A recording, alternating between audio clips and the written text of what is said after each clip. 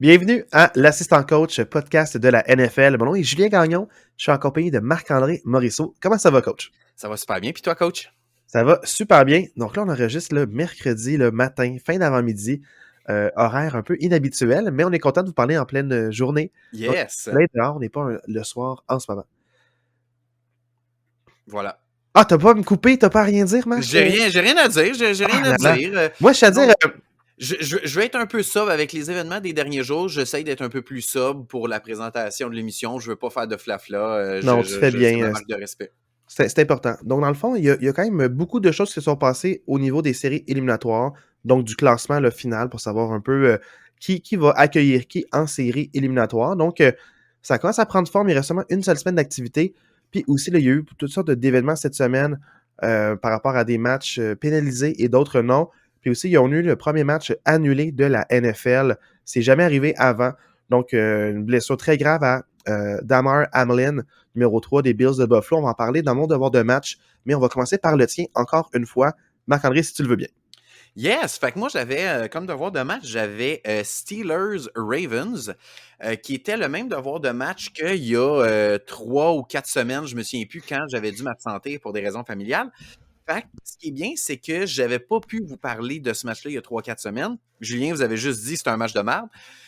Mais je me Non, souviens. ça, c'est tes opinions. C'est pas. J'ai dit tes Vous avez propos, juste là. transmis mon Oui. opinion en disant que c'est un match de merde. Mais fait que là, ça m'a permis un peu de voir en perspective 3 ou 4 semaines. Je me souviens plus si c'est 3 semaines ou 4 semaines, mais comme un 3 semaines de plus C'est qu'il y a d'écart. eu un 3 matchs entre les deux, Ouais, mais c'est c'est ça. 4 semaines de différence. Et là, je le rappelle, dans le fond, le devoir de match que tu avais vu la première fois, dans le fond, les Ravens l'avaient emporté. Et là, Ouais. maintenant, c'est les Steelers qui l'emportent 16-13. Donc, chacun a gagné le match qui était à domicile. Donc, la foule sûrement importante dans ces matchs très rivaux. Mais c'est ça. Donc, un match extrêmement serré. Les Steelers emportent 16-13. Marc, parle-nous de ce match-là, un peu de qu'est-ce En qu'on a fait, pensé, qu'est-ce qui ressort là. c'est drôle que tu Ouais. parles de la foule parce que moi, quelque chose qui m'a beaucoup marqué dans ce match-là, c'est la quantité de fans des Steelers dans les estrades à Baltimore. Pour vrai, à chaque fois que Pat Freiermuth pognait un ballon, j'ai l'impression qu'on était à Pittsburgh tellement qu'on entendait des moot dans les estrades. C'était Moot. débile, là. Ouais. C'était fou. Puis c'est comme si c'est quelque chose que je suis pas habitué, moi, parce que les Packers, c'est comme l'inverse. Les Packers, c'est comme ils voyagent bien, mais à domicile, sont très, très représentés par eux autres. Fait que c'est comme j'ai vraiment été étonné de la quantité de fans des Steelers dans le stade des Ravens. Fait que ça, c'est ma première Les observation. Steelers voyagent beaucoup, hein. Il y a beaucoup de fans à travers le. Tu sais, Ouais, c'est une franchise un peu historique, un peu comme les vieux clubs, les vieilles ouais, franchises. Donc, ils ont des partisans partout dans le monde. Et donc, les stades ennemis sont les nôtres. exact. Ouais, Euh, vas-y. Qu'est-ce que je peux dire? C'est un style de match auquel je ne suis pas habitué et que je dois dire que j'apprécie un petit peu moins. Dans le sens où ce sont deux équipes ultra défensives et ce que ça crée, c'est que ça crée des très, très longues possessions. C'est vraiment un jeu d'échecs de on va aller chercher 2-3 verges en premier essai, ou un autre 2-3 verges pour essayer le plus possible de se donner des co-troisième essai. Puis là, on convertit le troisième essai. Puis fait que, tu sais, c'est comme c'est des longues possessions.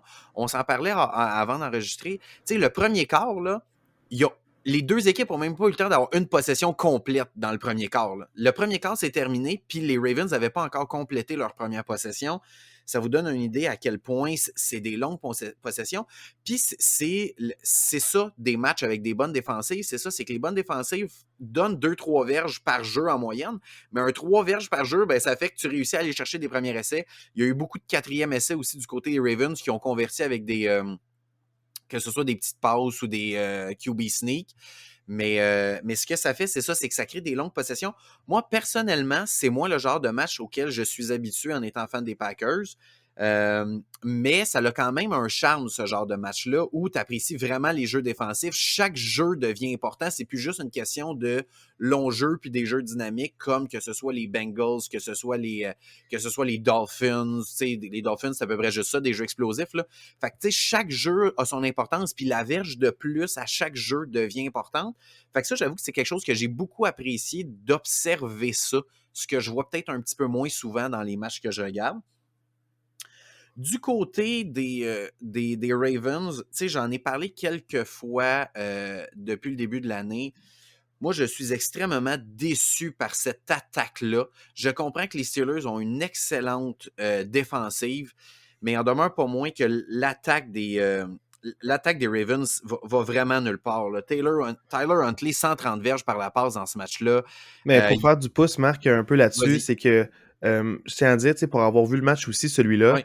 c'est la raison pour laquelle ça arrive. Oui, il y a Tyler Huntley qui est le remplaçant, mais on dirait peu importe le corps, ils n'ont pas Ils ont beaucoup pas de de wide verges receiver. par la passe. Puis souvent, les gains, ce qui se passait, c'est que TJ Watt, des fois, attaquait vers l'intérieur. Donc, un peu, il échangeait de place avec dans le fond, ben, un joueur Un autre défensif joueur de de ligne ligne défensive, ouais, c'est qui, ça. au lieu d'aller dans le centre, ils font une sorte de petits croisés, Ouais. essayer de mettre en déroute l'assignation, puis avoir peut-être une ligne directrice au corps. Mais à chaque fois que ça arrivait, Tyler Huntley faisait une dérobade vers la droite, Ouais. puis il courait, puis souvent, il allait proche ou il gagnait le premier jeu comme ça. Ouais, c'est ça. Fait qu'à chaque fois qu'il visait comme le sac ou un petit jeu un peu plus en finesse, ça marchait pas. Mais dès qu'il allait vraiment là, dur de dur, à ton exemple, j'attaque ce gap-là, ben, j'attaque mieux que toi. Les Steelers étaient capables de défendre les Ouais, c'est ça. Ravens. Ouais. Les Ravens n'avaient pas vraiment de réponse. Le jeu au Non. sol n'a pas fonctionné comparativement au premier match. Ben, Puis pas par la fonctionné. passe, il y a eu de la misère. Je suis pas nécessairement d'accord dans le sens que J.K. Dobbins a quand même 93 verges avec une moyenne de 5,5 verges par course. C'est quand même un bon match pour un running back. Là. 93 verges, 5,5 verges de moyenne, c'est quand même pas pire. Mais moi vraiment, juste pour revenir sur le jeu par la Ah, passe, mais c'est attends, Marc, c'est parce que tu as dit une statistique, mais tu as vu le match, là. Je oui, sais que tu l'as vu en accéléré, fait que peut-être que tu n'as pas remarqué, mais combien de fois il s'est fait plaquer à la ligne de zéro? Combien de fois il s'est fait gagner, perdre pour un plaqué? Il y a eu je quelques jeux plus explosifs, mais à part en fin de match, au troisième, quatrième quart, première demi, il a presque rien fait, puis souvent il était plaqué après 0 verge ou une verge. Puis je pense qu'il y a eu une course en haut de 5 verges à la première demi. ben, Fait que tu en dis un fait, beau match, non, mais mais c'était pas. la première demi, il n'y a personne qui a eu une bonne première demi. Là. C'était 3-3 à mi-temps, là, dans le sens que Mais les Steelers ont quand même marché pour plus que 100. Ils ont fait plus que 100 verges dans la première demi, alors que les Ravens accordent au sol en moyenne 86 verges par match. je suis d'accord, mais dans le sens que pour moi, ça reste que dans un match ultra défensif, un gars qui va chercher 93 verges et en haut de 5 verges par course, même s'il n'y a pas eu un méga impact sur le match, il y a quand même, moi je considère qu'il a fait sa job contre l'excellente défensive des Steelers. Ok, je comprends ton Dans point le de vue. contexte. Tu sais, tu me dis c'est un match ultra offensif, puis que le match finit 35-30, je te dis, OK, J.K. Dobbins n'a pas eu un impact, mais dans le contexte où la défensive des Steelers est vraiment élite maintenant que tous les bons joueurs sont revenus en santé, ou presque, là, moi, j'ai quand même l'impression que si je regarde ce match-là froidement, j'ai quand même l'impression qu'il a fait son bout de chemin dans ce match-là. Mais tu sais, pour moi, la différence, c'est les receveurs des Ravens. Là. Pour vrai, tu regardes dans tout le match, là je parle pas des tight ends, là, parce que Andrews a 9 catchs, Likely, l'autre tight end, a 3 catchs. Si on regarde juste les receveurs des Ravens, DeSean Jackson a 1 catch, 9 verges. DeMarcus Robinson, 1 catch, 9 verges, et c'est tout. Ce que ça veut dire, c'est que dans tout le match, il y a 2 réceptions à des wide receivers dans ce match-là. Tu peux pas gagner un match de football en ayant juste 2 catchs par tes wide receivers. Là. Ça devient ultra difficile. Je comprends que la défensive des Steelers est bonne, mais clairement, c'est pas viable. C'est pas viable là, pour les Ravens. Peu importe qui ils vont affronter en séries éliminatoires, les Ravens, je leur donne pas vraiment de chance. Même si Lamar revient, ils ont tellement pas de wide receiver que je les vois vraiment pas battre. Peu importe l'équipe qu'ils vont affronter en première ronde, que ce soit Buffalo, Kansas City ou Cincinnati, parce que ça va être un de ces trois-là, je les vois pas battre une de ces trois équipes-là avec aucun dynamisme des receveurs. Là. Je sais pas ce que toi t'en penses. Je sais que tu as vu le match aussi, là, mais je sais qu'ils ont Andrews, mais contre n'importe quelle autre équipe. Ben non, parce que c'est ça leur marque de commerce. Andrews est aussi bon que Travis Kelce, qui est le meneur en termes Oui, mais de target et de passe. Casey n'a pas juste Kelce, c'est ça la Non, mais c'est différence. parce qu'eux sont plus. Ça dépend du style de match, avec une bonne défensive qui est celle des Ravens. Puis moi, je trouve que le pivot dans ce match-là, c'est le fait que Campbell était blessé, qui est un joueur un peu comme à la Cam Hayward, qui est dans le milieu de la ligne défensive, qui arrête le jeu au sol du milieu. Ça manquait énormément comparativement au premier match, parce que Najee n'a pas pu faire grand-chose, parce que Campbell était là pour faire les plaqués. C'est surtout ça la grosse différence, c'est que c'est un style de football que tu n'es pas habitué, mais la grosse lacune des Ravens, c'est qu'ils ont laissé justement Marquise Brown partir, qui son surnom Hollywood Brown, qui est parti pour les Cardinals. Donc ça, c'était la grosse différence. Puis ils l'ont pas remplacé. Ils ont misé sur Mark Andrews, mais il était blessé souvent. Mais il a connu un beau match comme à Mark Andrews. Moi, tu me dis, 9 réceptions, 100 verges. J'estime tellement ce joueur-là. Puis le fait que les Steelers ont toujours de la misère à défendre les tight ends à cause de leur middle linebacker, qui sont plus petits mais plus rapides. Puis ils sont juste outmatched par les grands tight ends. Il y a juste 9 catches pour 100 verges. Je suis comme, ah wow, je suis content, là. Mais il était partout. Pour vrai, j'ai l'impression que je l'ai vu tout le match, Mark Andrews. Il était partout, mais c'est ça. Puis il brise les plaqués. Il est tellement rapide là, avec ses routes. Là, il y a toujours là, des fois une verge ou deux de séparation avec son couvreur. Il a connu un excellent match. Puis ça n'a pas été suffisant. Mais tu sais, rendu là, tu peux pas trop en abuser non plus. Puis trop profiter de sa présence parce que les Steelers vont trouver un plan de match. Puis tu vas le fatiguer. Donc, ils l'ont quand même bien impliqué. Ils l'ont pas trop impliqué en début de match. Mais il était là quand c'était important en troisième essai. Donc, en troisième essai, en première demi, c'est tout le temps lui qui allait, puis ça marchait tout le temps. Donc, c'est un des facteurs vraiment très positifs des Ravens, du fait qu'ils ont été capables de marquer un field goal, puis aussi le toucher à cause de la pénalité qui n'aurait jamais dû être. Là. Ouais. Dans un match défensif comme ça peut faire une grosse différence. Mais parle-moi des Steelers aussi. Si je peux juste finir sur les Ravens, ce match-là cimente mon opinion que les Ravens ne gagneront pas un match éliminatoire cette année. Je l'ai dit une couple de fois dans le podcast, mais vraiment, ce match-là cimente mon opinion que même si Lamar revient, Lamar qui est clairement supérieur à Huntley, même si Lamar revient, ça ne sera pas suffisant pour battre une des trois équipes qui vont affronter, que ce soit Kansas City, Buffalo ou Cincinnati. Pour moi, ça vient vraiment cimenter ça. Côté... ils sont sur une série de défaites, hein, le Baltimore, si vous pas oublier, donc ça va vraiment pas bien. Vraiment, depuis que Lamar, ça fait quand même quoi, un 5-6 semaines qu'il joue pas comme faux. Tout à fait. Puis, depuis qu'il joue pas, ça va vraiment pas bien là, pour Baltimore. Là. Les seules victoires, c'est la NFC South, hein, si je m'abuse. Là. Ben là, c'est ça, je veux vraiment vous dire. Là, dans les 3 derniers matchs, c'est pas compliqué, là, ça fait 1, 2, 3, 4, 5. Ça fait 5 matchs de suite qui ne marquent pas plus que 17 points. Là. Fait que, tu sais, à un moment donné, si tu ne marques pas plus que 17 points... Mais ils ont affronté qui? Parle-moi des équipes qui ont affronté. Ils ont affronté 2 fois les Steelers, Atlanta, ils ont perdu contre les Browns, puis ils ont gagné 10-9 contre Denver. Tu sais, fait ils n'ont pas affronté des super grosses équipes non plus, là, dans le sens qu'ils n'ont pas affronté. Puis ils sont pas capables de mettre plus que 17 points sur le tableau. Mais ils ont quand même affronté des bonnes défensives aussi. Oui, ils ont affronté des bonnes défensives, mais tu sais, mettre juste 17 points contre Atlanta, juste 13 points contre les Browns, pour moi, ça veut dire que clairement, il y a un problème à l'attaque. Puis je les vois pas gagner en séries éliminatoires. Je passe aux Steelers maintenant. Je veux pas m'acharner trop longtemps. Mais je souhaite clairement aux Steelers de se trouver un nouveau batteur de placement pour l'an prochain. Boswell, qui a encore raté un field goal dans ce match-là, il a le pire pourcentage de la NFL sur les field goals à 68%. Et 68%, là, c'est 2 sur 3. Là, c'est vraiment pas bon comme pourcentage. Fait que je leur souhaite vraiment de se trouver un nouveau batteur dans l'entre-saison. C'était mon petit moment acharnement sur les batteurs. Sinon, vraiment une excellente défensive, là, les Steelers, là, vraiment. TJ Watt, TJ Watt, on en parle beaucoup, il est vraiment bon. Cam Hayward, je veux quand même mentionner sa pénalité coûteuse en fin de deuxième quart. C'est une pénalité qui a coûté 4 points parce qu'il restait genre 15 ou 20 secondes au deuxième quart. Puis, mais comment tu as trouvé la pénalité? Est-ce que tu trouves que c'est un manque de jugement de sa part ou c'est l'arbitre qui est trop sévère? Moi, je trouve que c'est un manque de jugement. Je pense que c'était le bon cadre de l'arbitre. Peut-être que toi, tu es un fan des Steelers, peut-être que tu trouvais que c'était un peu sévère. Comme personne impartiale dans ce match-là, moi, je pense que c'était le bon call. OK, mais c'est parce que pour avoir vu les rivalités Steelers-Ravens, là, c'est le genre d'affaire de Cam Hayward veut se relever.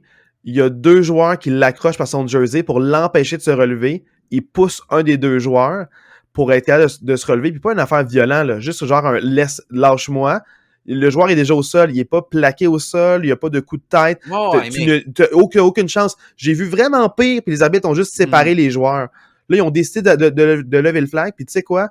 Ça a aidé les Steelers à long terme parce que les arbitres, quand ils ont revu la reprise, ils ont fait « Oh, on a merdé ». Fait qu'il y a eu beaucoup de calls vraiment bizarres à l'avantage des Steelers au troisième quart. Oui, ça a aidé les Steelers, que les arbitres, ils savaient, ils ont voulu faire amende honorable. Ils l'ont pas avoué trop fort. Ils ont dit « Hey, on a donné une aux Ravens, faut rétablir un peu la situation ». Puis il y a une couple de non-calls et de calls qui se sont faits dans le troisième quart. Ça, c'est ton interprétation de la vision des arbitres qui ont voulu en donner. Je ne rentrerai pas là-dedans. Rentre pas là-dedans, mais moi, c'est mon opinion. Je suis d'accord avec toi qu'en deuxième demi, il y a eu quelques décisions qui ont penché à la faveur des arbitres, je parle, qui ont penché en faveur des Steelers. Mais il en demeure pas moins que pour moi, avec la tendance que la NFL adopte depuis 2 ans peut-être par rapport aux pénalités, moi, je pense que ça va dans le sens des pénalités depuis 2 ans de la NFL. Tu me ramènes ça il y a 4-5 ans, clairement, c'est pas une pénalité. Ah Mais non, mais depuis même cette 2 année, ans, j'ai vu pire, là. exact, ouais, c'est ça. Fait que, pour moi, ça va dans la tendance que la NFL veut adopter. Fait que pour moi, c'est pour ça que je dis que pour moi, c'était une pénalité. Mais il en demeure pas moins que c'est une pénalité qui coûte 4 points parce qu'au lieu d'avoir un 4e essai puis qu'on force les Ravens à faire un placement, ben on donne une chance avec 20 secondes à faire, on donne quelques jeux de plus aux Ravens qui convertissent avec un toucher, une passe de toucher dans les jeux qui suivent. Mais à part cette bourde-là d'Hayward, vraiment, j'ai adoré le match défensif. Tu sais, comme on disait, oui, Baltimore n'a pas beaucoup de punch offensif pour les receveurs, mais clairement, si tu donnes juste 2 catchs aux receveurs, clairement, c'est que tu as joué une maudite bonne game. Là. Tes demi-défensifs ont complètement mangé les receveurs adverses. Là. Clairement, il faut lever le chapeau aux Steelers. Ils ont vraiment joué un bon match, je trouve, les Steelers, les demi-défensifs. Là, j'ai vraiment été impressionné par, Ouais, mais tu par sais, cette aussi, puis équipe-là. Là. limiter le jeu au sol, parce que tu Ouais, sais que les exact. Ravens vont te courir d'en Ouais, face, puis de le limiter ça, je trouve qu'ils ont fait une super bonne job, puis ils ont comme choisi leur poison, puis ils ont dit, regarde, on va empêcher les gros gains, on va te ouais, limiter à tes tight ends qui sont c'est des ça. plus courts gains en espérant en faire Puis, assez puis pour t'arrêter tôt ou tard. moi c'est ça que j'ai aimé. Comme tu dis, tu sais, comme tu disais tantôt, les Steelers sont un peu plus vulnérables au tight end à cause de leur philosophie des middle linebackers qu'ils veulent avoir.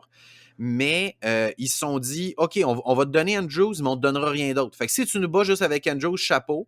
Mais si ça te prend plus qu'Andrews, tu nous battras pas. Puis c'est ça qui est arrivé. Puis ça, j'ai beaucoup aimé la défensive des Steelers par Hey, mais rapport à pour ça. vrai, Mark Andrews qui a une tête de plus que Trevor Edmonds, ça Ah ouais, marchait pas. Ils l'ont non, non, remplacé par Robinson, ça ouais, marchait pas. Ils l'ont enlevé par non, non. Devin Bush, ça marchait pas. Ils l'ont remplacé. J'ai vu là, les Ouais, autres défensifs, il y avait un gars ou même deux différents à ouais. chaque Non, jeu sur c'était fou. lui. Puis ça marchait pas. Il faisait ses catchs. 9 targets, 9 réceptions. Il y a aucune passe défendue. Non, non, Toutes les 9 passes à Mark targets, 9 Andrews, catchs. il les a captées. Ouais. Donc, ça a été vraiment très difficile pour les Steelers de le couvrir, ce gars-là. Mais tant mieux, là, Oui. si c'était juste lui qui a eu un super beau match. Côté attaque, je vais commencer par une phrase qui va devenir un classique, je pense, à l'assistant coach podcast. Qu'est-ce qui fait qu'on reconnaît un bon corps arrière? Dans les 2 dernières minutes, Voilà. Kenny Pickett, ça fait 2 semaines de suite. Il est rendu à quoi? 4 cette année? Je pense que c'est la première fois qu'un 4 rookie matchs, fait ouais. ça. Je pense que c'est la première fois de l'histoire de la NFL qu'un rookie fait ça dans une saison. Moi, vraiment, j'adore la progression de Kenny Pickett cette année. Il a commencé, il n'était pas partant. Là, c'est rendu un partant clair, même pas contesté. J'adore ce qu'il fait. Vraiment, je pense que les Steelers y ont leur homme pour les prochaines années. Est-ce que ça va être un Patrick Mahomes? Non. Mais est-ce que ça va être un bon partant dans la NFL? Clairement. Moi, je pense que ce gars-là, il a une très bonne tête sur les épaules. Il est tout le temps calme. Il prend des bonnes décisions. Il a fait beaucoup de gros jeux en 3e essai. Je trouve surtout en fin de match, justement, le dernier jeu, ben pas le dernier jeu du match, mais la passe de toucher à Najee Harris à la fin du match. Oh C'est mon un Dieu. 3e essai. Il y a de la pression qui arrive sur lui. Il se défait d'un plaqué, court à gauche, pas de stress. Puis pas comme en panique de « Oh, je dois courir, je dois courir ». Non, non. Garde la tête haute. Essaye de trouver une option de passe en s'échappant de la pression. Roule à sa gauche, repère Najee Harris en mouvement dans son début. Vraiment, ce jeu-là me montre toutes les qualités puis le potentiel que ce gars-là a. Puis, ouais, une belle passe vraiment, lobée. C'est pas comme le genre de corps arrière, des fois recrues, qui font juste dire je lance la balle fort puis oui, c'est loin. ça. Lui, c'est précis. Fait qu'il est Ouais. comme, c'est une belle petite passe lobée à Najee Harris avec un bon timing. C'était vraiment là. Il était bien couvert en plus. Il y avait quelqu'un là qui était Ouais. quand même là. Il y avait 2 couvreurs sur lui, un qui était proche, mais plus Oh, à la oui. droite de Najee Harris, l'autre est plus devant pour défendre la passe directe. Passe Il ultra fallait précis. la lever, il est Ouais. en mouvement vers la gauche, il lance de la droite, c'est très difficile pour les pieds, Ouais. avoir vraiment des pieds stables. Ça m'a vraiment impressionné justement de quand il faut en faire plus, le petit kick, il est capable, mais il le fait pas Ouais. tout le temps. C'est pas Non, c'est ça. un correct qui protège très bien le ballon, puis il va accepter d'avoir aucune progression puis de punter. Il va pas se dire « Ah, je veux vraiment avoir le premier jeu ». Il fait confiance à la défensive, puis il essaie pas d'être la raison. Parce que des fois, quand on est la raison pour laquelle on gagne, on est aussi la raison pour laquelle on perd, Absolument. puis il l'a pas été. Tu sais, quand on perd, c'est pas à cause de lui, puis quand on gagne, c'est pas nécessairement à cause de lui non Je suis plus. d'accord avec toi. Mais ça Ouais. fait 2 matchs que c'est lui qui en fait un petit peu plus. Mhm. Puis j'aime ça de voir son calme puis comment il contrôle bien le ballon. Côté, sinon, si je regarde ailleurs, George Pickens, je sais qu'il y a juste 2 catchs dans ce match-là. Mais je trouve que je vois des vraiment beaux flashs de ce gars-là qui peut clairement, selon moi, devenir un receveur numéro 1 dans la NFL aussi. Fait que, tu sais, je pense que Pickett, je sais pas, il va falloir leur trouver un surnom, là. Mais je Pick and pense que pick. Pickens Pickett, je pense qu'ils peuvent vraiment faire un beau duo dans les années à venir pour Pittsburgh. Je pense qu'il y a une belle connexion avec Ouais, ces il deux-là. y a quelque Donc, chose de le fun. Puis ouais. moi, je veux savoir, je sais pas ce que tu en penses, mais est-ce que Aaron Jones et AJ Dillon ont été échangés aux Steelers puis je le savais pas? J'ai Ouais, parce que l'impression que j'ai vu Warren, exactement, avoue, hein? j'ai vu la même Najee affaire que les Harris puis Packers. Warren. Najee Harris puis Warren, c'est exactement la même dynamique qu'Aaron Jones puis AJ Dillon. Warren, qui est plus costaud, va aller chercher des verges après le catch. Najee Harris, plus dynamique. Puis je trouve que le one-two punch qu'il amène ressemble énormément au one-two punch des Packers. J'ai adoré ces deux gars-là. Tu sais, Najee Harris, 111 verges, Warren, 76 verges. Tu sais, vraiment, j'ai adoré ce one-two punch-là. Puis l'affaire qui est fou, c'est Warren, la grosse stat, ça a été comme les verges après contact. Ouais. Puis Najee Harris, c'était les verges avant contact. Ouais, c'est exact. C'est genre, les deux, c'est comme une super bonne statistique. Je trouve Mais qu'ils se Najee Harris, complètent vraiment bien. il y en a vraiment, les deux, c'est ça, c'est le petit comité qu'on attendait l'an passé, qu'on Ouais. n'avait pas, que là, on a, puis ça me rassure Exact. beaucoup pour Puis, l'an prochain. Harris a eu quand même un lent début de saison. Tu sais, je trouve que la saison des Steelers, c'est vraiment en 2 temps. On sera Mais pas sa de cachette. blessure au pied, Ouais, exact. Ils ont en commencé anglais, là, le 2-6. Liz Frank, je sais pas exactement, c'est large de pied, je pense, mais une blessure qui était plus Vas-y, sérieuse vas-y. qu'on pensait, donc c'est pour ça que ça a pris du temps avant qu'il revienne au jeu. Puis, tu sais, ils ont commencé 2-6. Là, ils sont 6-2 dans leurs 8 derniers matchs. C'est exceptionnel le tournant qu'ils ont réussi à faire dans leur saison. Tu sais, que ce soit avec le changement de corps arrière, justement, Najee qui revient en santé, qui revient en forme, les joueurs défensifs qui reviennent vraiment. Il y a un beau turnaround. Puis, tu sais, les Steelers, ils se donnent une chance de peut-être faire les séries éliminatoires. Là. Tu sais, on en parlera tantôt, mais ils se donnent une chance. Puis, c'est exceptionnel. Juste ça, c'est exceptionnel. Fait que, Mais tu sais, moi, même s'ils font pas les séries, s'ils reviennent à 500, il était 3-7. Ouais, c'est fou, il était 2-6, il était 3-7. Puis là, ils viennent de gagner 5 victoires à leurs 6 derniers matchs. C'est Puis tu vois la mentalité de Mike Tomlin, c'est ça que j'aime, c'est que même s'ils sont une fiche perdante, ils abandonnent jamais. Ouais. Puis ils coachent toujours pour le prochain match. Il fait pas de scénario à la fin de la saison, l'an prochain. Puis les gars le suivent, puis tu vois que le locker room le respecte énormément parce qu'il n'y a pas eu de déroute, il n'y a pas eu de. C'est pas parti en vrille. Non, le GM fait confiance, il n'a pas fait de moves vraiment insensés ou de la transaction de trop. Il a fait exactement ce qu'il fallait faire. Puis, dans le fond, il a vu que, justement, Pickens, ça marchait un peu mieux. Il a envoyé Claypool ailleurs. Enfin, comme on va faire de la place à cette jeune recrue-là auquel on croit. Donc, on veut pas trop d'ego non plus dans le vestiaire qui l'empêche de progresser. On va chercher un second round pick qui était la même chose qui a été, dans le fond, utilisé pour Pickens. Enfin, dans le fond, c'est comme si c'est des bonnes petites transactions qui améliorent l'équipe puis qui aident au moral. Mais pour de vrai, c'est ça. Même s'il y avait une saison de défaite, ils n'ont pas de vente de feu. Puis ils ont une culture de gagnant. Tu vois qu'ils n'acceptent pas de perdre. Ouais. Puis chacun joue pour l'équipe et non pour soi. Fait que c'est le fun à voir ça. Moi, la seule chose que je veux dire en terminant, c'est que, tu sais, oui, ce qui se passe en ce moment, c'est vraiment beau pour les Steelers, mais ils sont pas rendus dans le sens que même s'ils font les séries éliminatoires avec une victoire puis d'autres scénarios qu'on parlera tantôt, pour moi, tu sais, oui, ils sont 5 victoires leurs 6 derniers matchs, mais si on regarde contre qui ils ont gagné ces matchs-là, c'est les Colts, les Falcons, les Panthers, les Raiders, puis justement les Baltimore, les Ravens cette semaine. Fait que tu sais, c'est pas des grosses équipes de football qui ont affronté non plus, dans le sens que les Ravens sont une équipe en éliminatoire, ils ont gagné, chapeau, mais à part ça, c'est toutes des équipes qui jouent pas pour 500, voire même pas proche de 500. Fait mais il faut que tu regardes la tendance au moment où c'est arrivé. Les Raiders, ils marquent énormément de points. Pas contre les Steelers, ils ont marqué juste 10 points. Mais c'est la manière qu'ils gagnent. Ils limitent même les grosses attaques à pas grand-chose. Je suis d'accord, mais il en demeure pas moins que pour moi, ces 6 victoires-là, c'est pas comme... Non, mais Marc, attends, je suis d'accord avec toi, mais... Je suis content, puis c'est beau ce que j'ai vu. Je sais que t'es un fan. Là, puis non, c'est pas ça. C'est pas ça. C'est que le problème, c'est que j'étais pas en santé. La défensive était... Je te l'ai dit, 8 partants sur 11 blessés. Je le sais, mais il en demeure pas moins que je peux pas partir puis dire les Steelers, c'est une équipe qui est excellente. C'est une bonne équipe en progression. J'ai jamais dit ça. Non, je le sais. Je le sais que tu n'as pas dit ça. Je suis pas en train de te mettre des mots dans la bouche. Moi, je te dis, je peux pas dire qu'ils sont excellents. Ce que j'ai vu, c'est beau. Mais est-ce qu'ils sont capables de répéter ce qu'ils ont fait contre une bonne équipe de football? C'est ce que j'ai hâte de voir. Je pense que c'est leur prochain step l'année prochaine, c'est d'arriver à non, mais regarde, là, on a le corps arrière partant, c'est pas Trubisky. La défensive va bien parce qu'il y a eu tellement de blessures contre les Bengals semaine 1, c'était fou. J'étais comme, finissez ce match-là, maudit. Soit là en prolongation, il y a eu plus de blessures. J'étais vraiment fâché. Parce que je savais que cette victoire-là allait être très coûteuse, puis ça allait être dur de revenir de ça.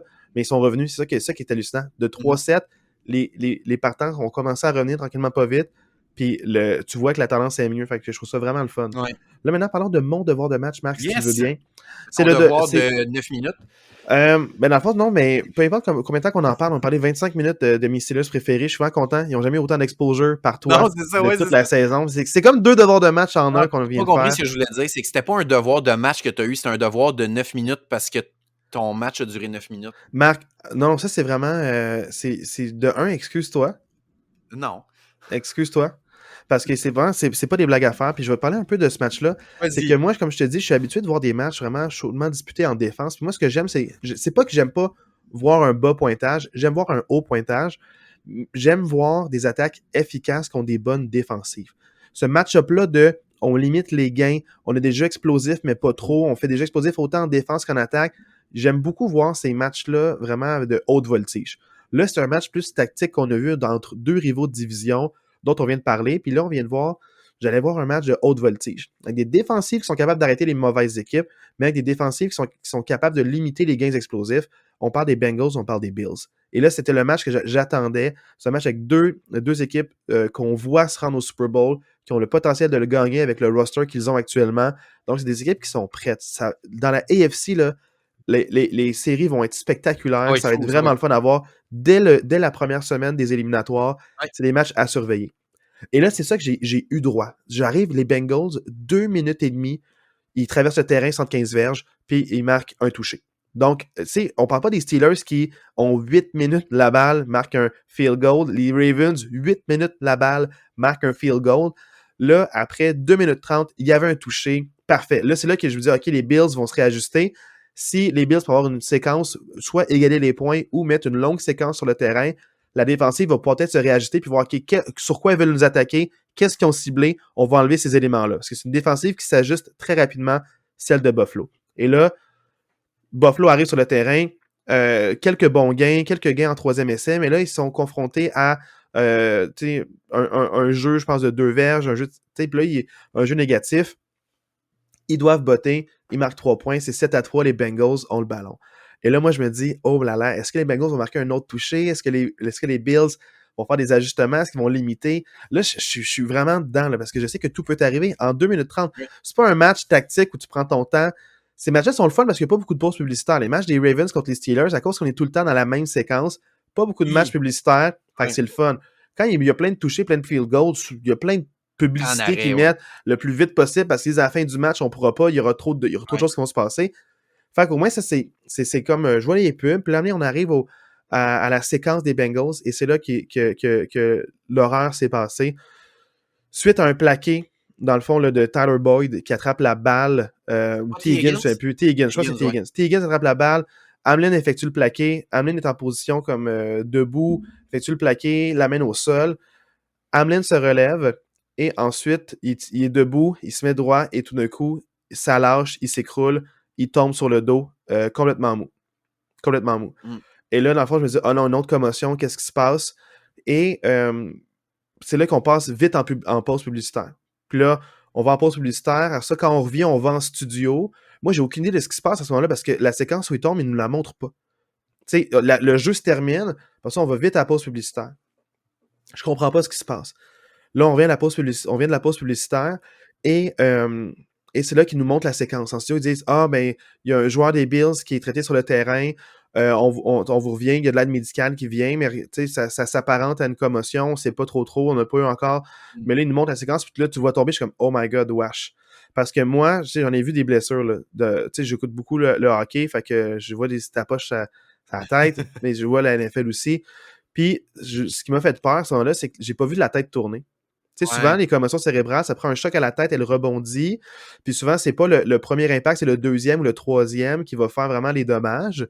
C'est quand la tête doit reculer, mais la tête est retenue par quelqu'un. C'est pour ça qu'on veut pas qu'un joueur tombe avec tout son poids sur. Il faut laisser la tête rebondir, parce que si elle rebondit pas, c'est le cerveau qui encaisse l'impact dans le crâne. Donc, tu sais, je dis, j'ai pas vu la tête tourner, j'ai pas vu la tête tourner, c'est peut-être autre chose. Justement, l'affaire qui a fait peur, c'est qu'ensuite, il y a eu beaucoup de va-et-vient entre les pauses publicitaires et le terrain. Ce qu'on nous dit, c'est qu'il a eu un arrêt cardiaque sur le terrain. Il n'avait plus de pouls pendant 2 minutes. ils ont fait le CPR, donc le RCR. Ils ont eu affaire avec un défibrillateur pour réaligner son cœur. Parce que souvent, quand il n'y a pas de pouls, c'est que le cœur bat trop vite, tire la chamaille. Et dans le fond, ils ont juste eu à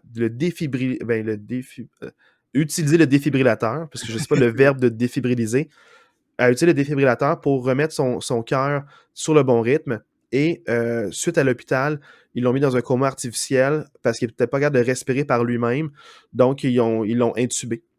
Et ce qui était fou, c'est que il y a cette incompréhension-là. Il y a des joueurs qui le réalisent. Il y a des partisans qui le réalisent, mais l'affaire que tu ne réalises pas, c'est qu'il y a eu beaucoup d'insensibilité de la part de la NFL, de la part de ESPN, parce que ESPN, dès le début, Adam Schefter, qui était un des 2 panélistes qui était là pour couvrir le Monday Night Football en studio, les larmes aux yeux, de la misère à parler, il laisse parler son collègue.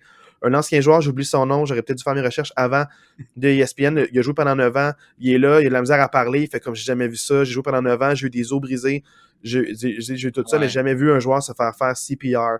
Puis là, l'analyste de ESPN, la fille qui est plus jeune, qui est comme « Ah, mais là, maintenant, c'est quoi le plan? Qu'est-ce que les joueurs se disent à ce moment-là? » Puis là, les deux se regardent, c'est comme « Toi réponds, non, toi réponds. » Adam Schefter, il dit « Je pense qu'en ce moment, ils se disent rien. Je pense qu'ils juste se dire « Je peux pas croire qu'il y a on a un match à jouer mon avec ami, mon joueur, mon coéquipier qui est là.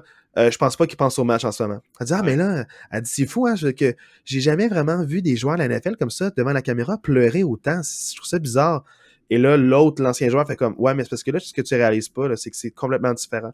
J'ai eu des os brisés, j'ai eu des conditions cérébrales, mais je suis toujours conscient, puis il y a toujours une promesse de revenir à sa famille. » Là, lui, il se bat pour sa vie en ce moment. Ouais. C'est une situation de vie ou de mort, et c'est extrêmement sérieux. Il dit, puis là, dès le début, l'analyste, il disait « Moi, j'annulerai le match parce que je peux pas croire que moi, en tant que joueur, je refuserais de jouer tant que je sais que mon coéquipier, qui est Damar Hamlin, le numéro 3 des Bills de Buffalo, n'est pas en sécurité ou n'est pas bien. S'il ne fait pas un thumbs up en quittant le terrain, s'il ne dit pas « Hey, je vais bien gagner ce match-là. » Parce que même Ryan Shazier, quand il s'est fait fracturer la colonne, il a fait un thumbs up et il a dit à ses joueurs « Hey, allez gagner ce match-là pour moi. » Tu sais, fait allez, let's go. Fait j'ai eu des blessures très sévères sur le terrain.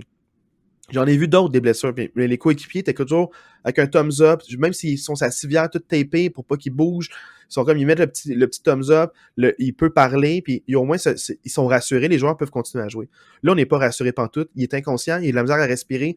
Tu viens de voir le défibrillateur, puis faire le RCR. Ça devient intense pour les joueurs. Les coachs se sont fait dire par la NFL, vous avez 5 minutes de warm-up, puis on va jouer le match. Puis les coachs sont regardés et ont fait, non, on joue pas le match. Là. Il y avait des joueurs qui prient. Juste dire que toute cette situation-là, c'est vraiment pas clair parce que si on regarde la diffusion du match, on attend Joe Buck dire au moins à 3 ou 4 reprises que la NFL a avisé aux joueurs qu'ils avaient 5 minutes pour reprendre le match. Et dans un communiqué, dans la nuit, la NFL a dit qu'ils n'ont jamais pensé à ça, que ce serait insensible d'avoir pensé à ça. Fait que je veux juste pas qu'on avance des choses parce que c'est très nébuleux tout ce qui s'est passé là-dedans. Là. Ouais, c'est vrai, c'est nébuleux parce qu'ils ont un produit sur le terrain et la NFL veut faire de l'argent. C'est ça. Fait que c'est vrai que c'est nébuleux, Marc, mais on va être critique. La NFL, ils n'ont pas nécessairement l'intérêt des joueurs en premier. C'est une business de divertissement, puis ils ont le divertissement en premier. Eux, dans leur tête, ils vont se dire, puis c'est ça l'affaire qui me fâche un peu. Il y en a eu des tweets là, sur le « Ah, mais c'est la finale de Fantasy Football. » Fait que si t'as pas de Fantasy, tu le sais pas. Mais t'as des points pour les joueurs qui jouent. Fait que là, dans le fond, les joueurs là, qui attendent de voir s'ils gagnent leur championnat, ils ont mis un 20$, ils peuvent peut-être gagner 60 ou 100. On s'entend que si t'es en finale de ton Fantasy Football, il y a des grosses chances que t'ailles des joueurs de soit Buffalo ou de Cincinnati. Là. On va dire les vraies affaires. Là. Fait que, tu sais, puis là, t'attends, t'es comme pris en otage par ce match-là qui n'a pas lieu. Hey, on s'en foutu de ce match-là. Ton petit 100$, ton petit 20$, tu le reprendras, puis il n'y aura pas de gagnant cette année-ci, où ce match-là va être annulé. Où il donne la projection qui avait été donnée par Cynthia Freeland, là, parce que c'est elle qui décide combien de points d'avance pour t'aider à faire tes choix. On s'en fout de ton fantasy football. Ouais. C'est la vie d'un être humain. Même les partisans, là, ils ont été super classés. Il y en a même qui sont allés devant l'hôpital faire une vigile, allumer des chandelles, faire des prières. T'as des joueurs, dans le fond, qui ont fait un cercle. Tous les joueurs étaient comme unis. Les joueurs étaient sous le choc. Des deux équipes. Tu peux pas être préparé à ça mentalement pour ensuite aller retrouver le niveau de compétitivité et aller plaquer quelqu'un en disant je vais peut-être faire la même affaire. T'es pas là. Ça te prend un support émotionnel, soit des psychologues ou des gens qui viennent te parler un peu pour parler de ce que tu viens de vivre. Faut que tu décompresses, faut que tu en parles. Là, le match était annulé. Il n'y a aucun partisan qui s'est plaint, hein? sais, il n'y a aucun partisan qui s'est plaint, là, qui a hué, et, ils ont applaudi quand il est tombé dans le blanc pour l'encourager. Tu sais, ils ont fait des affiches en main, ils ont pris des Sharpies, ils ont comme pris l'endos de leur carton, ils ont écrit Pray for Ouais. Hamlin numéro 3. Tu sais, ils ont vraiment eu un support, mais la NFL, ça a pris du temps. Tu sais, avant qu'ils disent OK, on va annuler le match, mais en fait, ça a été les officiels, puis ça c'est officiel, là, les officiels de la NFL ont avisé les coachs de dire vous avez 5 minutes de warm-up, c'est les coachs qui ont dit non. Il n'y en a pas question. Hein. Puis là, ils ont même rajouté je vais aller dans le vestiaire avec mes joueurs, là, on a besoin d'un temps hors caméra. Fait que c'est même les coachs qui ont dit à leurs joueurs aller dans le vestiaire, puis qu'après ils sont sortis, puis les coachs ont parlé au téléphone, ils ont parlé des gens de la ligue, puis là ils ont accepté selon certaines conditions de reporter le match ou tu sais, mais au début, tu sais, c'est nébuleux tout ça, là. Je te confirme que la NFL voulait que le match se continue, mais je te confirme que les coachs et les joueurs ont refusé de rembarquer sur le terrain. Ouais. Fait, ils ont beau dire ce qu'ils veulent sur la situation, la NFL n'a jamais annoncé dans un communiqué officiel. J'ai lu les 3 communiqués qu'ils ont fait officiels, puis il n'y en a aucun qui dit on n'a jamais voulu c'est insensé. Ça, c'est des spokespersons, donc des personnes qui viennent parler en entrevue, mais c'est aucun communiqué officiel écrit. C'est qu'un en entrevue là, qui dit ah, mais non, c'est insensé. Ce qui s'est passé, c'est juste on voulait voir sous quelles conditions on annulait le match. Non, c'est officiel. Les gens ont dit, c'est pour ça que ça a pris 1h15 avant que ESPN fasse autre chose. Pendant l'heure et quart, moi j'attendais, parce que je gamais un peu en même temps, j'ai ouvert ma console, puis je regardais la télé en attendant que ça reparte.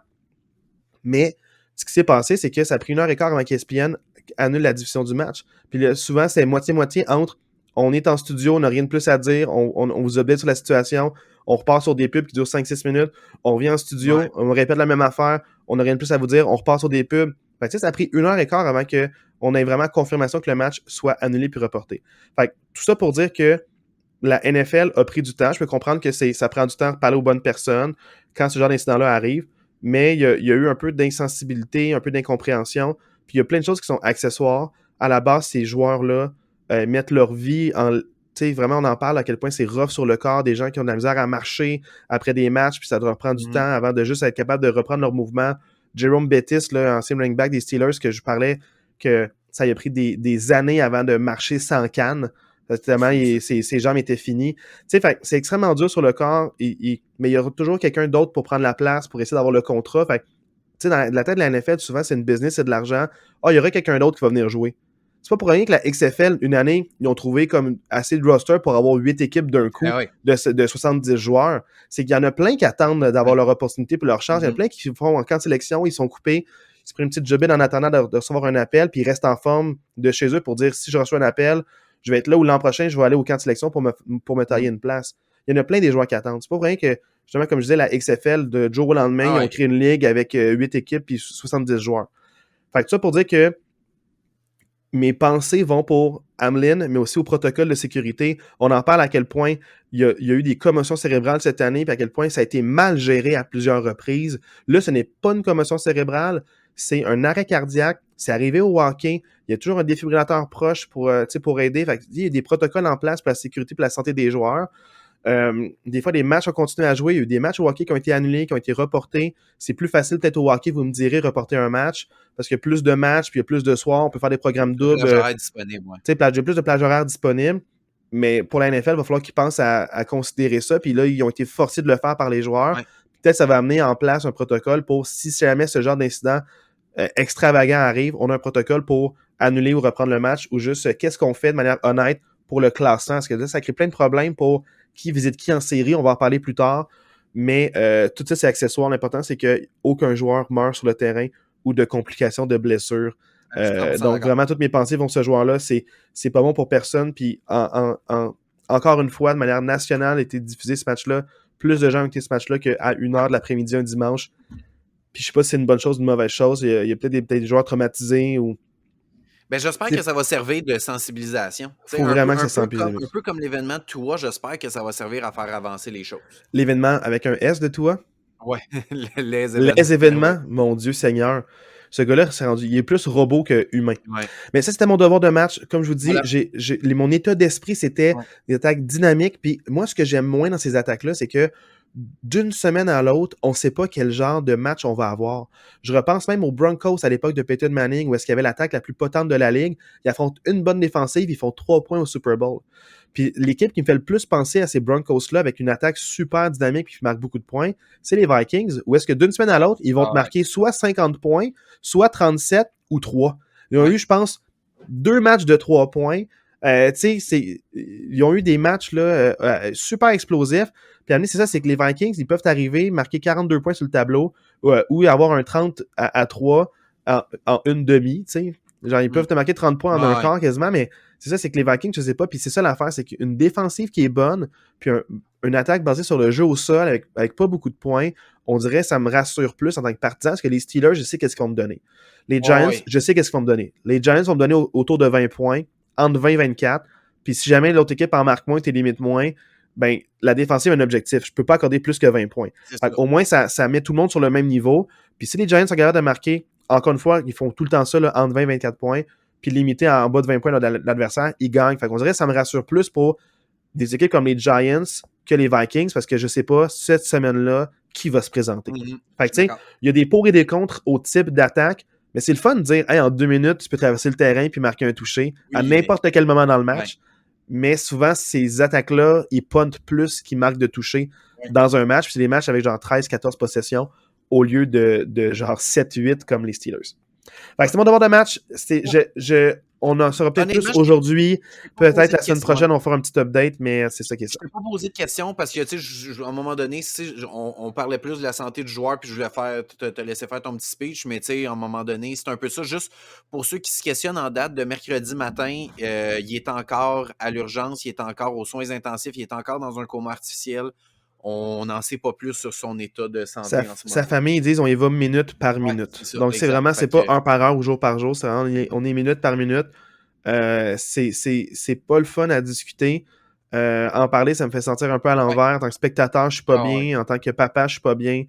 En tant que gens qui couvrent la NFL, tu sais, je veux pas, avec un petit podcast, avec nos quelques écoutes par semaine, ça me rend pas heureux non plus. J'ai envie de parler de choses positives. On n'a pas envie de parler de ça, non. J'ai envie de parler de divertissement, mais on n'a pas le choix d'en parler parce que ça serait insensé de notre part de pas sensibiliser ou d'en parler que hey, ça c'est majeur, c'est arrivé, puis voici ce qu'on en pense, puis je souhaite jamais une blessure, puis appliquons les règlements, là. Tu sais, roughing the passer, combien de fois il n'est pas appliqué quand on devrait, taunting aussi, surtout quand un joueur se blesse aux côtes à côté puis convulse de douleur. On va en reparler avec Nick Foles, mais tu sais, on peut-tu juste jouer clean? T'as le droit de jouer violent, mais joue pur, joue clean. Tu sais, vise pas les chevilles de l'autre, twist pas de cheville, Mac Jones, arrête de viser les genoux d'un couvreur qui n'a même pas un jeu sur un match. Tu sais, Eli Apple avec les Bengals, là, quelques matchs, puis Mac Jones a une pénalité de 13 000 $ qu'il va devoir débourser pour un plaqué illégal. Tu sais, il gagne des millions, puis il paye 13 000 $ pour un plaqué vicieux qui peut mettre fin à la carrière d'un autre joueur ou de la saison d'un autre joueur. C'est amener la NFL, come on, là. On peut-tu jouer clean dans nos rangs? S'il vous plaît. Merci. Hey, maintenant, parlons des matchs de la semaine dernière. Maintenant, on va parler de choses sérieuses. Un match que je voulais voir, mais qui n'était pas sur de zone. J'étais fâché. J'avais du temps pour voir ça. Les Cowboys sont titans. Les Cowboys gagnent 27-13. Bravo à eux. J'ai rien à dire. J'ai pas vu le match. J'étais tellement fâché, même pas checker les highlights. Rien à dire. C'est ça. Dallas, ils se gardent dans la course pour finir premier de la NFC. Chapeau. Ouais, c'est le fun que ça se joue à la dernière semaine. Ça fait un bon spectacle. Puis comme on disait, Tennessee avait rien à gagner dans ce match-là. C'est un match qui, pour eux, voulait absolument rien dire. Fait qu'ils ont reposé Derrick Henry qui n'était pas à 100%. Fait que, tu sais, c'est ça. Voilà, on passe au prochain. On verra la semaine prochaine. Ouais. Les Falcons l'emportent 20-19 contre les Cardinals dans un match sans enjeu. Je veux pas rentrer là-dedans. Chapeau à eux. Là, maintenant, je steer the pot dans un winner takes all. Pas cette semaine, la semaine prochaine. Les Lions ont gagné 41-10 contre les Bears. Et la semaine prochaine, ils affrontent les Packers avec 8-8. On en parlera tantôt. Mais sachez que le résultat, je trouve vraiment le fun. Mais j'ai pas vu le match. On était 1er janvier, là. Moi, je dormais. Mon garçon, j'ai pas vu beaucoup de matchs cette semaine. Mais je vais parler en détail de ceux qu'on a vus. Moi, je veux vraiment plus parler des matchs qui ont été importants pour une place en série ou peu importe. Mais moi, ce que je veux dire, c'est chapeau à Détroit, aller marquer 41 points contre Chicago, qui se remettait en marche tranquillement, puis juste en accorder 10. Moi, chapeau à Détroit qui se garde en course la semaine prochaine. Ouais, puis ils ont leur destin entre les mains, donc je suis content pour eux. Non, Détroit n'a pas leur destin entre les mains. Oui, parce qu'ils vont battre les Packers, Non. puis les Seahawks vont perdre. Ben, ça s'appelle pas avoir son destin entre les mains. On en reparle tantôt. On en parle tantôt, mais dans une main, tu sais les Packers, puis dans l'autre, les Seahawks peuvent glisser. Tu as une main huileuse. Donc là, les Jaguars l'emportent 31-3 contre les Texans dans une victoire très convaincante. Bravo Jaguars qui, contrairement aux Titans, eux se sont dit, Doug Peterson a dit, moi je repose pas mes partants, je veux qu'ils jouent. Bon, finalement, ils ont reposé en deuxième demi parce que Oui, c'est un mais blowout. garder dans le rythme, gagne. Mais ouais, exact. Ils t'sais. voulaient rester dans le rythme, ils voulaient gagner, garder leur séquence active. Fait que c'est deux mentalités différentes. On verra laquelle des deux va porter fruit. Je pense que pour les Titans, il n'y avait pas le choix, mais pour les Ouais, Jaguars, je pense que c'est vraiment important. ouais. Ouais, donc là maintenant, les Chiefs l'emportent 27-24 contre les Broncos quand ils reviennent de l'arrière. Cette attaque-là était où toute l'année, cette attaque-là de Denver? Russell Wilson qui est mobile, un bras canon, des jeux explosifs, il était où toute l'année? Russell Wilson, c'est quelqu'un de sensible, il a besoin d'amour. Puis là, il a reçu beaucoup de commentaires là, de ses anciens coéquipiers comme Melvin Gordon, puis de ses receveurs de passe cette semaine, comme quoi il l'aimait beaucoup, puis qu'il le défendait. Ça lui a fait du bien, ça lui a fait chaud au cœur, puis là, il a ball out. Fait que dans le fond, Russell Wilson, complimente-le devant les médias, puis il va te donner un super bon match. Arrêtez d'être dur avec Russell Wilson. Ils ont pas gagné, mais sérieusement, wow, Wilson, là, chapeau à lui, c'est son meilleur match. Contre des Chiefs motivés qui se battent Ouais. pour le premier rang de la AFC. Absolument. Donc, C'était pas un match qui voulait rien dire pour les Chiefs. C'était un match important pour les Chiefs. Chapeau aux Chiefs. Ça fait 15 victoires de suite des Chiefs face aux Broncos. C'est assez exceptionnel. Je pense que ça remonte à l'année de Peyton Manning, la dernière fois que les Broncos ont battu les Chiefs. Fait que ça vous donne une idée à quel point les Chiefs sont le numéro des Broncos depuis. Oh là là, dans la division, c'est même pas proche. Ouais. Là maintenant, les Patriots qui continuent de gagner quand on le veut pas ou quand on le veut. Les Patriots qui gagnent 23-21 contre les Dolphins qui étaient sans Tua, rappelons-le. Et moi, ce que je veux dire, là, je reviens il y a 6, 7, 8 semaines dans notre gros speech par rapport aux blessures. Moi, je pense qu'à ce moment-ci de la saison, la gestion de Tua revient hanter les Dolphins de Miami à ce stade-ci de la saison. Les Dolphins sont rendus à 5 défaites de suite. Si on se ramène, là, il y a plusieurs semaines, on avait dit c'est pas ce match-là qui compte. Ce qui compte, c'est le long run avec Tua. Puis là, ce qui arrive, c'est que les matchs que Tua a joués, il était clairement pas à 100%. Là, Tua ne joue même plus dans les matchs qui sont importants. Puis sérieusement, juste à cause de ça, je souhaite que Miami ne fasse pas les séries éliminatoires. Ouais. Juste à cause de leur gestion dégueulasse de la santé de leur corps arrière. Ouais, je leur souhaite. Je suis pas un fan des Patriots, mais je suis vraiment content que les Patriots aient gagné ce match-là juste à cause de ça. Puis pour vrai, j'ai rarement vu une attaque, cette saison, j'ai rarement vu l'attaque des Patriots aussi dynamique, aller chercher des gros jeux explosifs. Contre une bonne défensive qui est celle des Dolphins. Là. Fait que chapeau Patriots qui, eux, ont vraiment leur destin entre les mains la semaine prochaine.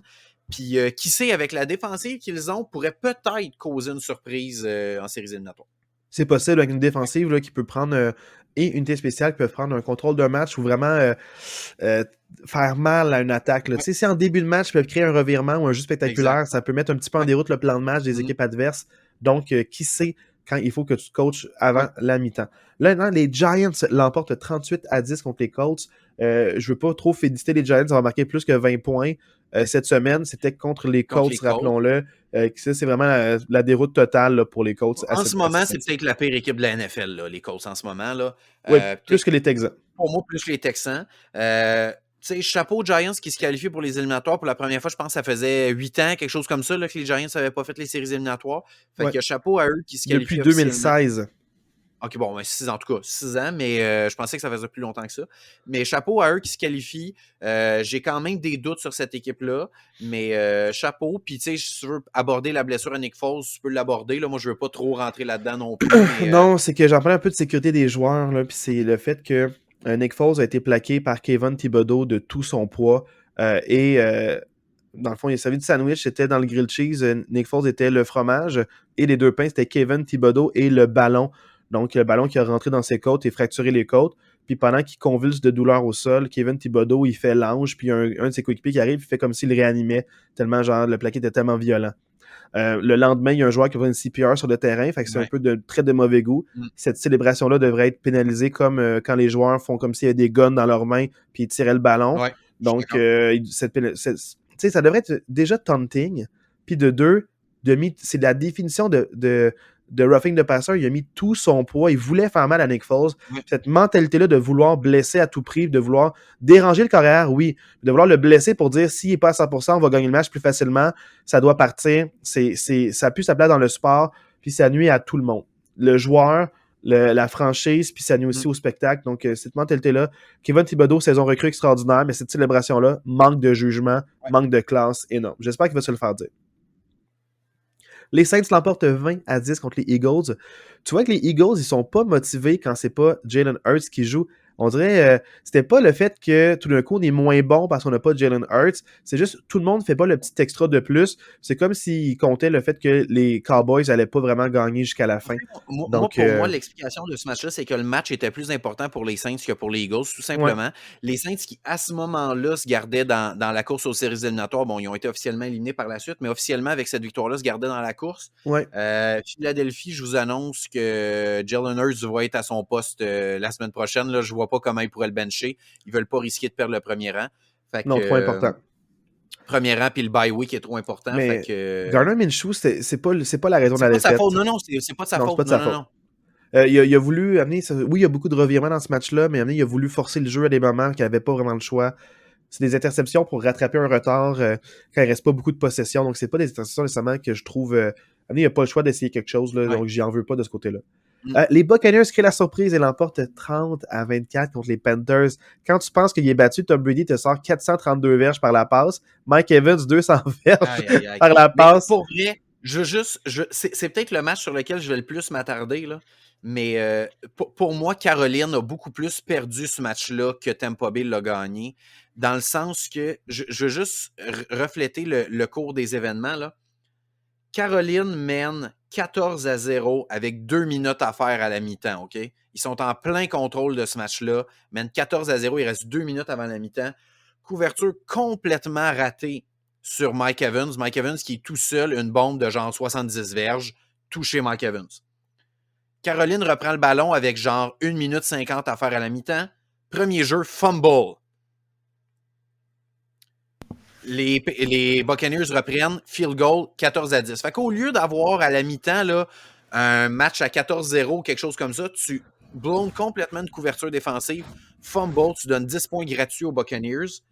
Tu reviens de la pause de la mi-temps.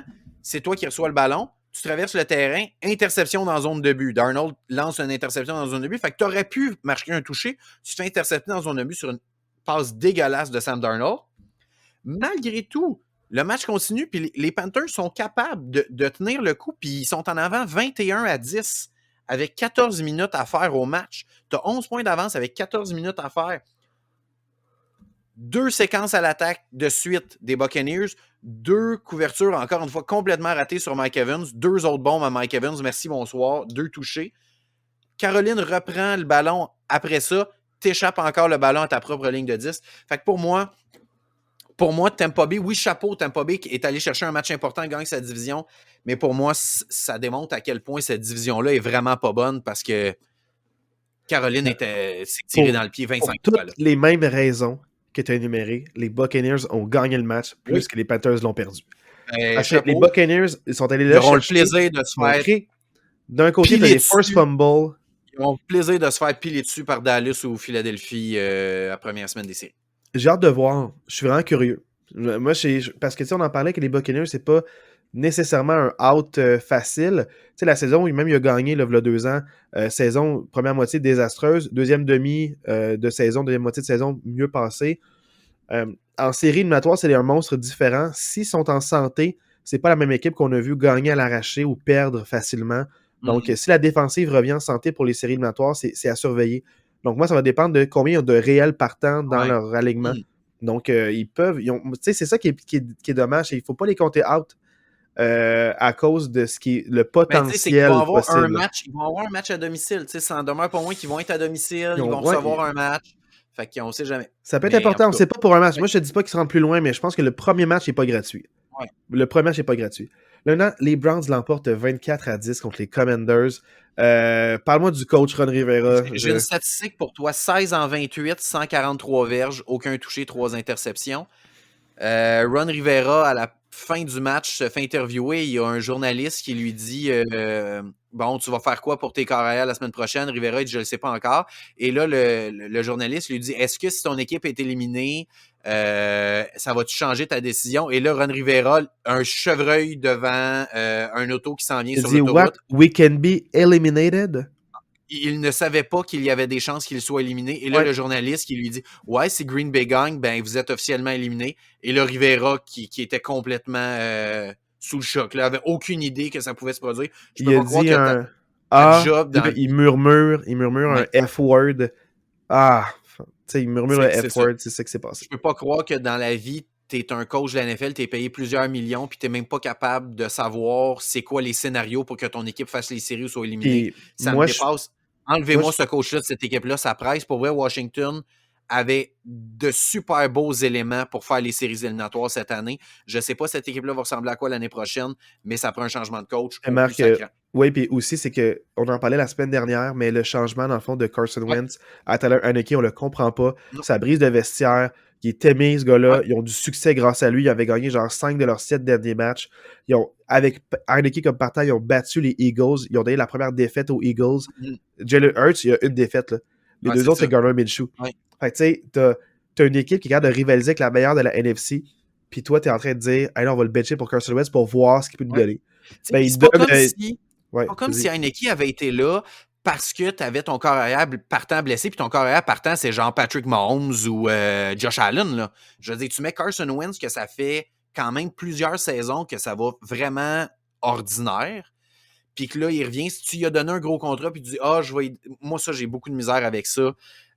Changement de coach, ça urge à Washington. » C'est important parce que beaucoup de Oui, mauvaises décisions, on en parlait la semaine dernière avec les aller en 4e et 7 à ligne de 30. oui, Là, cette semaine, c'est plus le corps. Puis je vais te dire avec toi, tu sais, le toucher qui a marché par la course, là, c'est un jeu donné à lui pour augmenter ses statistiques pas bonnes parce que ça aurait pu être oui, Gibson ou oui, oui, Robinson ben oui, qui a ce absolument. toucher-là. Ouais, Ils ont décidé de le mettre à Wentz pour dire hey, au moins, il y aura un touché par la ouais, course. ouais, Fait que c'est ça. ses stats vont quand même faire mieux paraître. Le coach, là, pour vrai, là, Non, non, non, non, non. j'avais pas d'opinion. C'est un coach super gentil. C'est un ancien joueur bien respecté des Bears que je pense qu'il a gagné un Super Ouais, Bowl en 85. Tu sais, genre, j'ai rien contre l'humain, mais contre le coach, je vois que là, ça marche pas. ça marche Ça plus, non, marche c'est ça. Il plus. est dépassé, Mettez-moi là. ça dehors, il est Ouais. dépassé.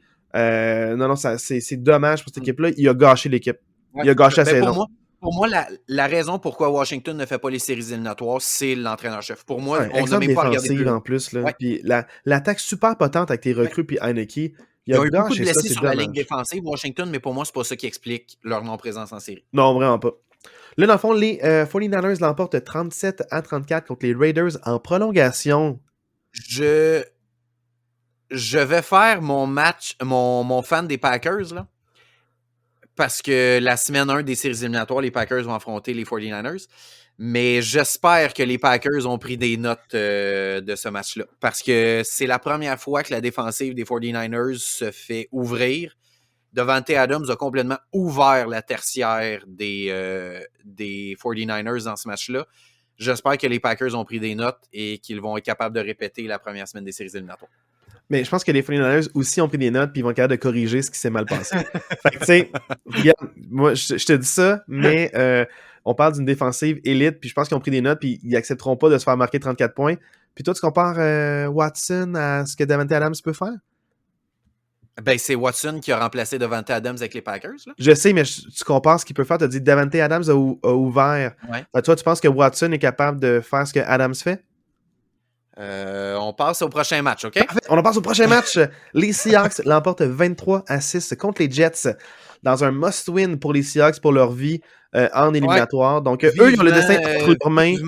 Vivement un nouveau carrière pour les Jets. C'est vraiment, pour moi, les Jets, je les compare un petit peu à Washington, pas pour les mêmes raisons, mais dans le sens que pour moi, c'est décevant que cette équipe-là ne fasse pas les séries éliminatoires. Il y a Puis, beaucoup de beaux éléments, mais mais les clairement... Jets, il y a une autre blessure qu'on n'a pas parlé.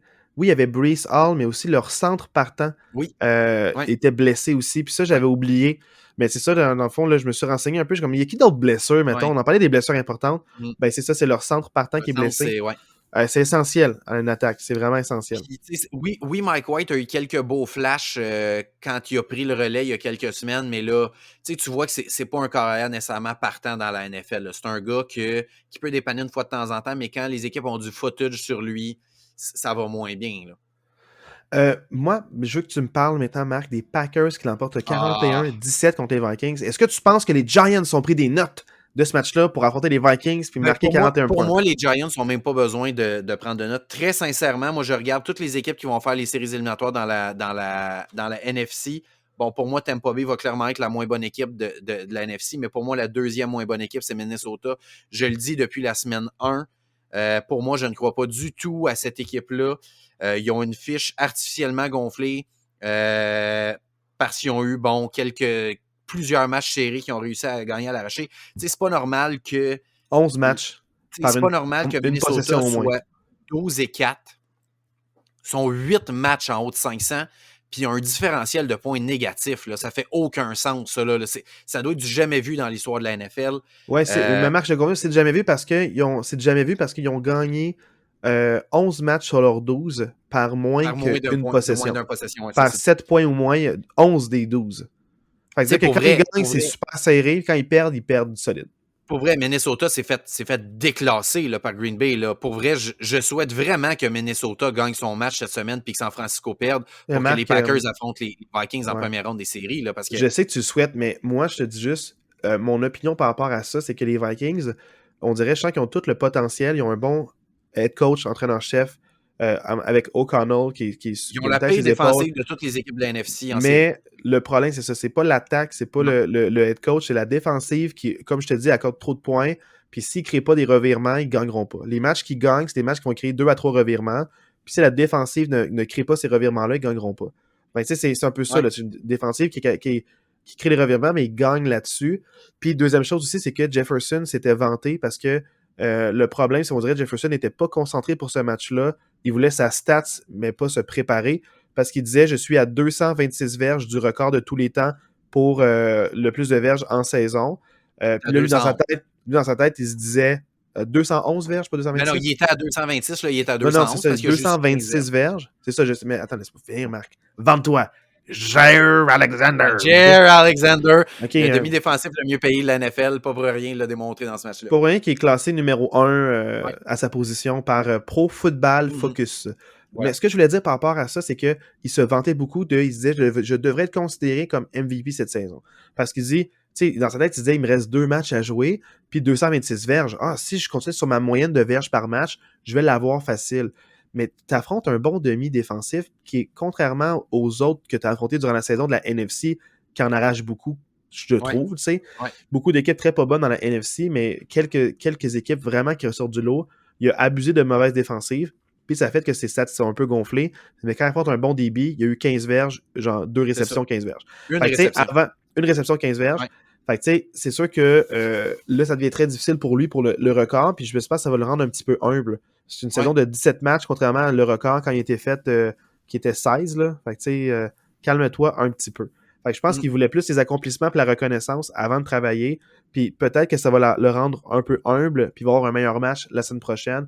Mais si ce gars-là, il joue au-dessus de sa tête, t'as beau être dans le top 2 des meilleurs receveurs cette année, parce que, tu sais, on pourrait argumenter avec d'autres personnes, là. Si je te parle des meilleurs receveurs, toi, Marc, à brûle pour point, tu dirais qui? Davante. Mais il y a Davante Adams, il y a Jefferson, puis il y a Trevon Diggs qui a un impact. Il y a moins des grosses stats, mais sur un impact durant un match. Stephon Diggs. Stephon Diggs. Tu sais, en vrai, c'est mon top 3 des n'importe qui. J'ai lui dans mon équipe, je vais faire des grandes choses. Oui. Tu sais, ces trois-là, ils se battent dans ce top 3-là. Mais c'est sûr que je trouve ça dommage. Je pense qu'il n'était pas concentré. J'ai hâte de voir la semaine prochaine. Ça va me donner plus un indicateur de est-ce que j'y crois ou pas en série. Moi, je suis pas encore comme toi. Je suis vraiment... j'observe, j'ai pas d'opinion. Pour les Vikings, j'ai pas d'opinion, mais je suis pas prêt à les déclasser tout de suite. Là, les Rams perdent contre les Chargers, qui l'emportent les Chargers 31-10 contre ces Rams, qui sont officiellement l'équipe la plus avec le plus de défaites en étant champion du Super Bowl. Chapeau Chargers, je veux dire, ils sont allés gagner un match qu'ils devaient gagner pour continuer à avoir le meilleur placement possible en séries éliminatoires. Tu sais, pour les Chargers, si tu veux aller chercher le 5e seed dans la NFC pour affronter soit les Jaguars ou Tennessee. Fait que chapeau à eux. Belle victoire, rien à dire de plus. Parlons rapidement maintenant du standing. Okay? Donc, la AFC, à cause du match annulé, on ne sait pas comment ça va changer tout ça. Donc, on va parler de actuellement commencer, mais c'est sûr que là, les Bills et les Bengals qui sont deuxième et troisième du classement, Ils ont un match meneur de de leur moins de division jouer, là. respective, un match de moins que jouer. Ouais. Est-ce qu'ils vont aller au pourcentage de victoire? Est-ce que ça va juste pas jouer, puis vont y aller, comme je t'ai dit, Ouais. la logique voudrait les mêmes tie-break, donc pourcentage de victoire. Donc, ça peut leur nuire ce match de moins-là, parce que si les Bills avaient gagné, ils auraient retrouvé le premier rang. Puis si Bengals avaient gagné, ils auraient eu la même fiche que les Bills. Donc, ils donnent une défaite de plus aux Bills et une victoire de plus à eux. Ouais. Ils auraient été à un match derrière les Chiefs. Donc, ce match-là a eu beaucoup d'implications au niveau du classement, mais tout ça, c'est accessoire. Personne ne mérite de mourir pour ça. Donc, si j'y vais avec le top 7 des équipes en ce moment dans le classement qui font les séries, les Chiefs avec un bye. Ensuite, Bills, Bengals, Jaguars, meneurs de division. Et dans l'ordre, Chargers, Ravens, Patriots. Patriots, ils ont une fiche de 8-8 et ils sont à triple égalité avec les Dolphins et les Steelers. Mais les Steelers ont perdu contre les Patriots. Puis dans le fond, les Patriots ont une meilleure fiche dans la division que les Dolphins.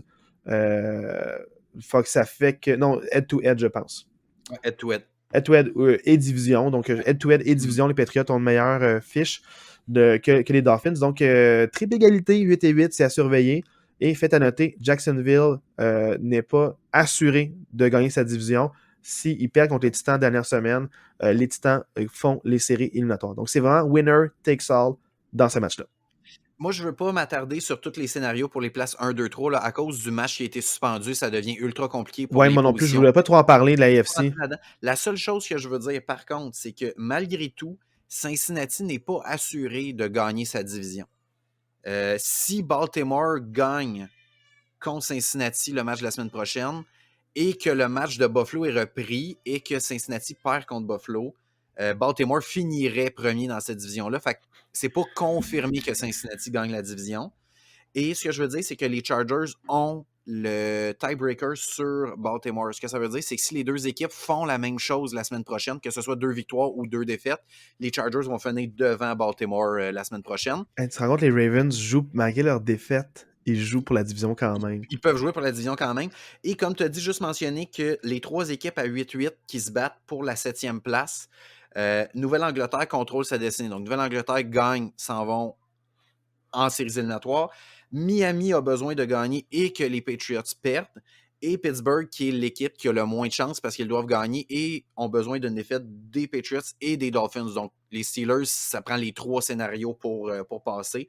Donc, ça ressemble à ça pour le portrait de la AFC. Moi, ce qui me rendrait fier, c'est puis quand je t'en parlais, c'est que les Steelers fassent ou pas les séries, ça peut peut-être aider pour le développement du joueur Kenny Pickett d'avoir un match de playoff et de voir l'ambiance. Ça l'a beaucoup aidé à Jalen Hurts l'an passé de se faire démolir contre les Bucks semaine 1. Regarde l'année d'après, il voit un peu ce que ça prend, puis ça peut aider pour le développement. Donc, j'haïrais pas ça pour ça, même si tu te fais déclasser semaine 1, ça me dérangerait pas.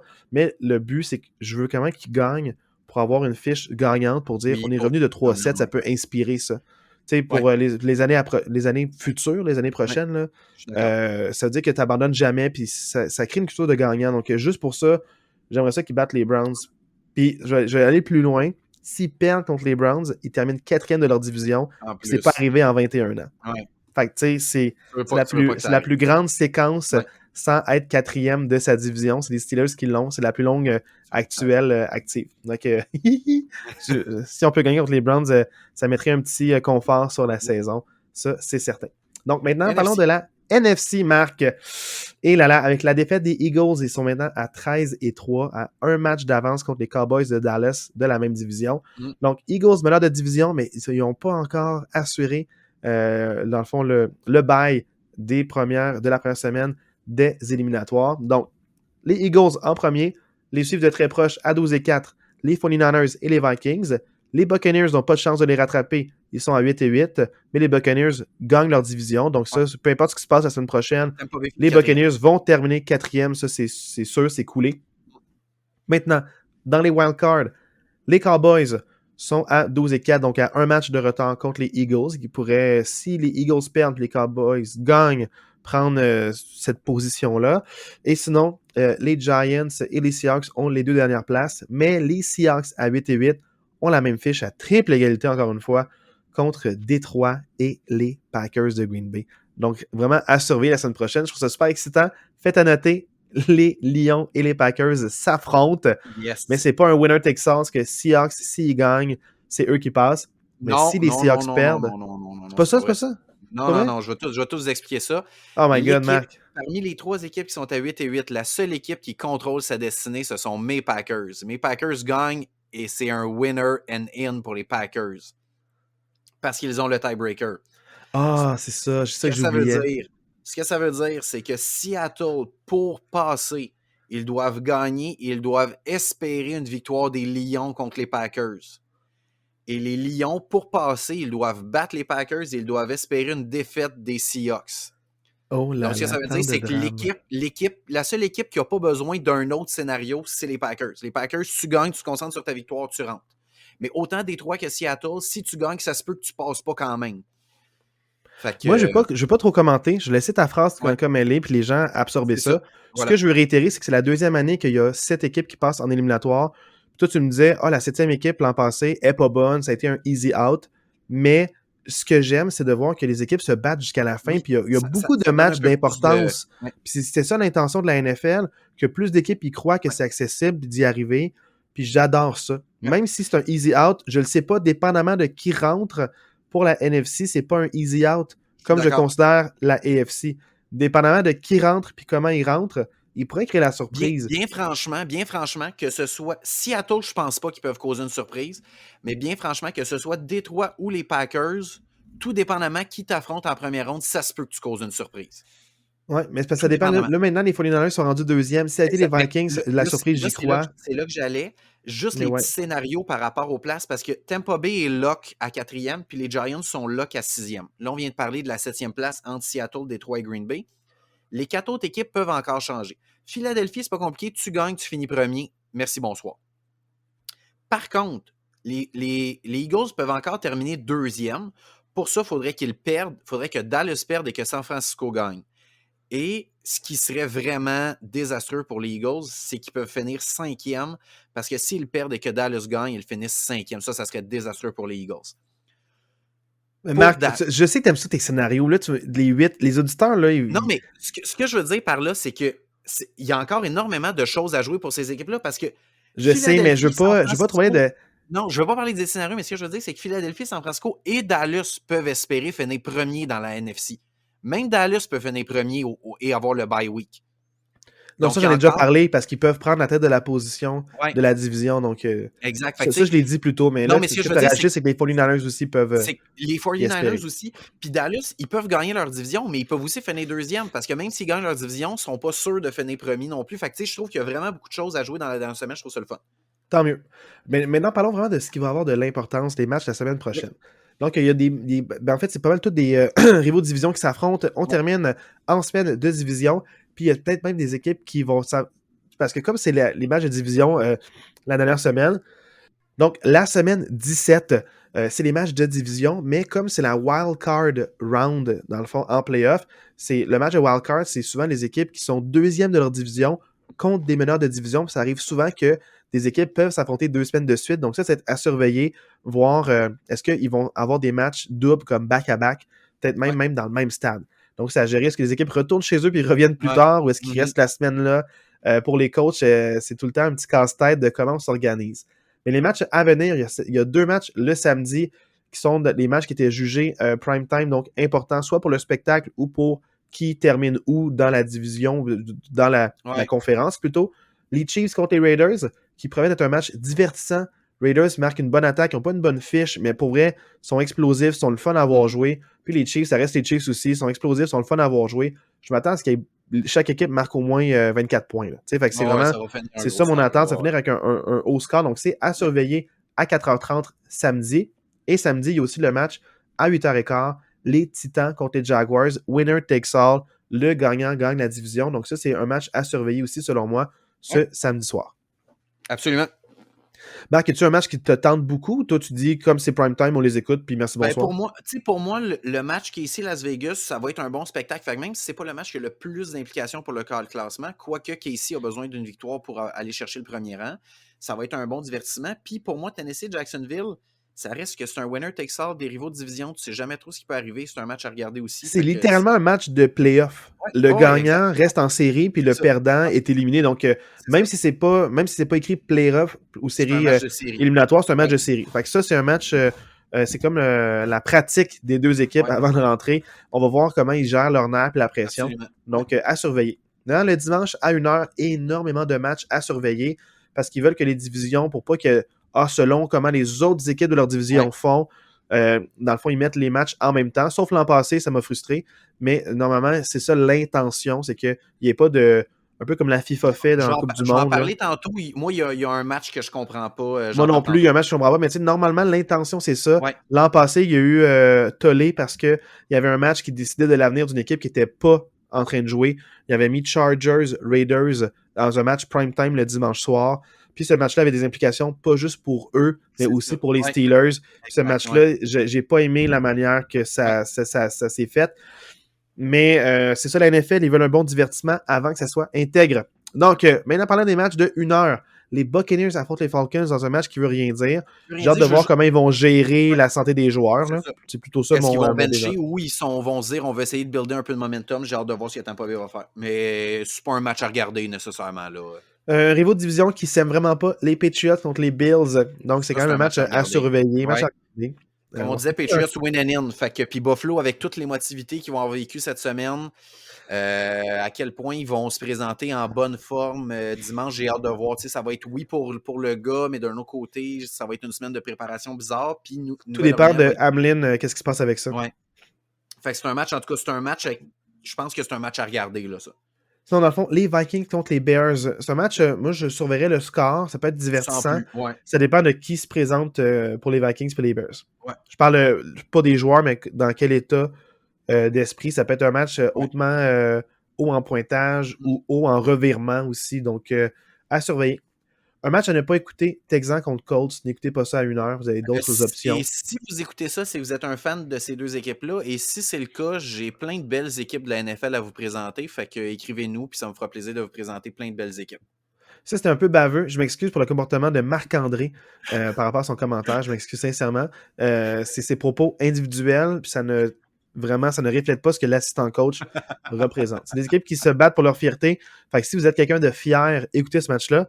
Pour les autres, vous avez un meilleur divertissement à vous attendre. Oui. Moi, j'ai un match que j'ai envie de surveiller, c'est les Jets contre les Dolphins, parce que ça a une implication pour mes Steelers, mais c'est surtout le fait que qui va jouer pour les Jets au niveau du corps arrière, puis dans quel état ils vont jouer. J'ai hâte de voir, surtout les Jets, là, c'est débug total. S'ils peuvent gagner par fierté, là, puis avoir un petit 8-9, parce qu'ils étaient 7-4, et là, ils sont 7-9. Pour vrai, un peu de fierté, aller gagner le dernier match, puis ça va aider ma cause des Steelers. Les Dolphins ont annoncé qu'ils se préparaient à jouer sans Tua la semaine prochaine. Ils se préparaient, mais ça ne veut pas dire que c'est ça qui va se passer. C'est ça, j'ai hâte de voir comment ils vont gérer ça. Là. Sinon, dans un match de fierté, Panthers-Saints, donc on peut regarder ça si vous aimez le jeu au sol et les bonnes défensives, mais il y a d'autres matchs. Il y a d'autres matchs. Browns et Steelers, un match important pour les Steelers. C'est un match bataille de l'Ohio. Donc, pour ceux qui savent, vous savez, c'est un match spectaculaire, mais beaucoup de plaqués solides et de grosses défensives. Exact. Puis moi, ce que j'aime, c'est que Nouvelle-Angleterre, Miami et Pittsburgh jouent en même temps. Ça, je trouve ça bien pour l'intégrité des séries éliminatoires. Il n'y a pas personne qui peut dire « Ah, ben c'est correct parce que l'autre a perdu. » Non, vraiment important que ça se joue. C'est important que les trois matchs se jouent en même temps. Pour l'intégrité du sport, c'est vraiment important. Maintenant, parlons des matchs de 4h25. Giants, Eagles à surveiller. Cowboys, Commanders à surveiller. Chargers, Broncos, non. Rams, Seahawks, non. Cardinals, 49ers.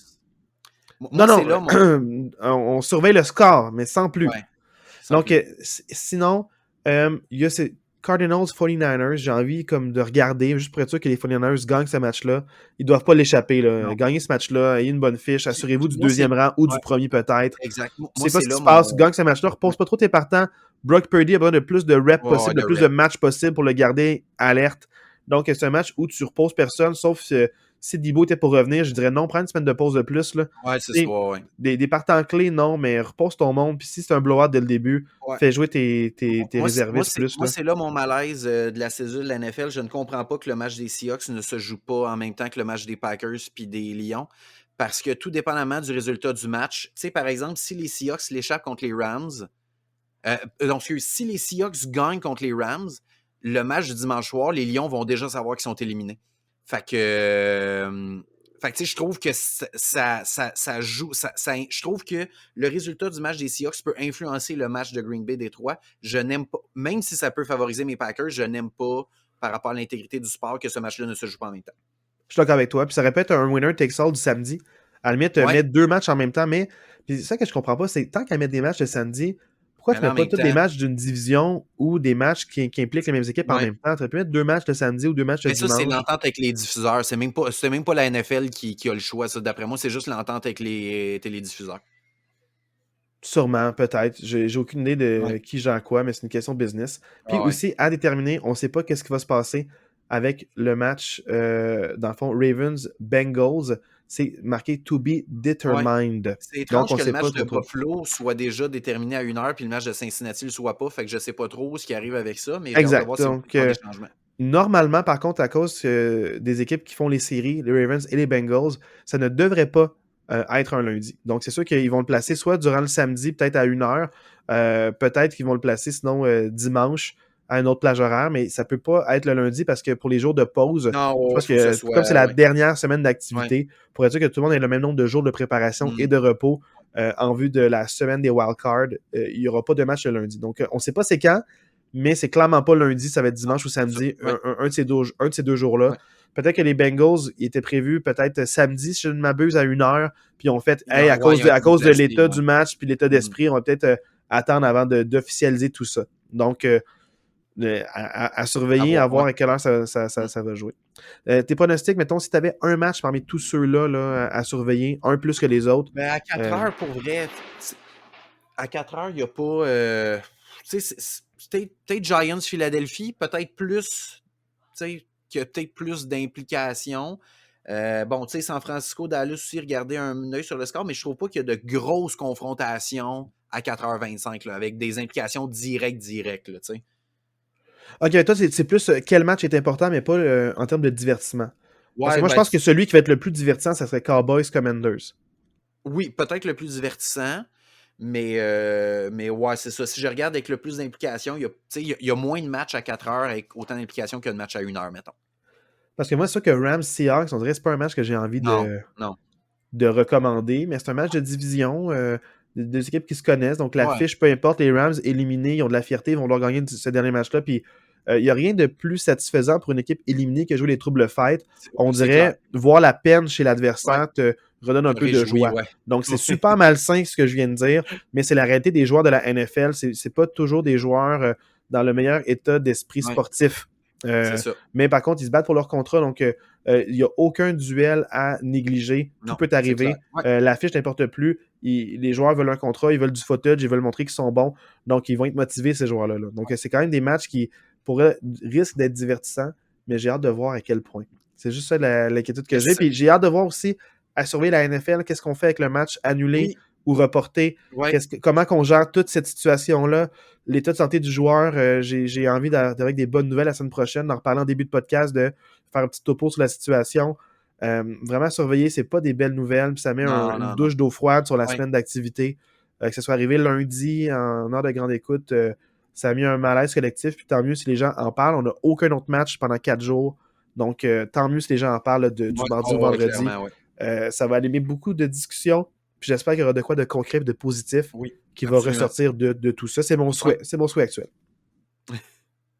Super, ben je pense que ça conclut. Juste mentionner qu'on ne se donne pas de devoir de match cette semaine, vu que la semaine prochaine, on va être en préparation des séries éliminatoires. On va avoir beaucoup de choses à dire sur plein de match-ups, fait qu'on ne se donne pas de devoir de match cette semaine. On ne se donne pas de devoir de match, mais on va se donner, là, je vais écrire à Marc-André cette semaine, des petits, on va faire un petit l'assistant coach Ouais, award. Donc, on va se dire, mettons, c'est qui ta révélation de l'année en termes d'équipe, en termes ouais, de joueurs. Tu sais, dans le fond, c'est qui ta, je sais pas, je vais réfléchir à ça, je vais aller des petites thématiques, on va filtrer ça ensemble, puis on va faire un petit topo sur la saison, dans le fond, là, les bons coups, les mauvais coups. Donc, pas de devoir de match, on va remplacer ça par les awards à la fin. yes. Donc, on va parler un peu Super. de résultats de la semaine. Puis avant de parler du portrait des séries éliminatoires, j'arrête pas de dire séries à cause du hockey, mais c'est vraiment les éliminatoires. Il n'y a pas de Ouais, série, c'est un non, match, ouais. do or die. Donc vraiment, c'est un match, le vainqueur l'emporte. Mais comme je vous le disais, c'est qu'on va commencer par la revue des matchs qui auront été joués. Ensuite, on va parler de nos petits awards. Puis après ça, on va parler là, des match-ups qui vont arriver pour la semaine des wildcards en série éliminatoire. Mais là-dessus, je Yes. souhaite une bonne semaine de football. Profitez-en. Et sinon, je souhaite une bonne semaine à toi, Marc. Yes, bonne semaine à toi aussi. Puis on se reparle la semaine prochaine. J'ai déjà hâte. Les séries approchent à grands pas. Moi avec. Go Packers, go. Grosse victoire. Honnêtement, je cheer pour tes Steelers. Ça serait vraiment malade que nos deux équipes rentrent en éliminatoire Septième, par la porte en arrière. Hey. Avec une fin de saison un peu semblable qu'il y a 4-5 semaines, il n'y a personne qui les voyait là. Puis là, les deux rentreraient par la porte en arrière. Ça serait malade. J'ai hâte de voir qui va pouvoir brag. Ouais. Et là-dessus, là, comme je te dis, là, ciao coach, puis on s'en reparle la semaine Hey, prochaine. ciao, bonne semaine. Bye.